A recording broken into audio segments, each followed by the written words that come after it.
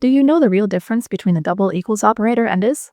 Can you tell when Python is checking for matching values versus a direct memory reference? Mastering this distinction is vital. If you miss this, you'll be lost in Python logic. Let's start with a list. We have a variable which points to a specific list. It's storing data in memory. Think of it like a shopping list. In Python, we define these using square brackets. Imagine you have your list, but someone else say, your partner needs to see it too. What's the move? Do you hand over a physical copy? Or do you both look at the exact same piece of paper in your hand? Where that list is stored makes all the difference. Is it in your pocket while they have a duplicate? Or are you both sharing the same physical object? Python works the exact same way. Let's look at the code. Variable A is assigned these specific items. It's a shopping list containing 1, 2, and 3 items total. B is assigned an identical list, but C is set directly to it. So, what's happening under the hood? If we run an equality test asking is it equal to B, Python checks the contents. Are the items inside list the same as the items in list B? Do they contain the same data?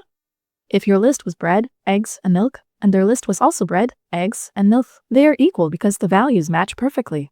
That test passes as true. That is the job of the double equals operator. But then there's is.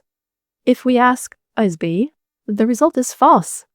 You might think, hold on, they have the same numbers. But that's not what this keyword checks. In this scenario, we've actually created two separate lists. A is your list. B is a completely different list for someone else. Even if the items match, they're distinct. You essentially made a separate copy. You have yours, they have theirs. These are two different objects in memory. That's why is returns false. A is not the same entity as B. Now, let's test if it's C. Remember, we set C to point directly to A. It doesn't just have the same values, it's looking at the exact same object. It's the same physical list. It's like you holding the list in your hand, and your partner reading off that very same piece of paper. This returns true because A and C are one and the same. Identity check, passed. And if we check a double equals C, it asks, are the items inside matching? Of course they are, because you're looking at the same source. So this is also true. Visualizing this makes it even clearer. Look at our variables, A, B, and C. A points to an object in memory, let's call it object A.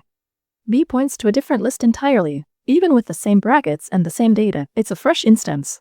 This is a brand new entity, object B. But notice C is pointing directly to object A. It's an alias. Look at it this way. In this diagram, A and C both point to that one list in your hand. They are sharing the same memory address. Meanwhile, B went off and created its own separate copy. B has its own unique space. This is how the computer manages your data.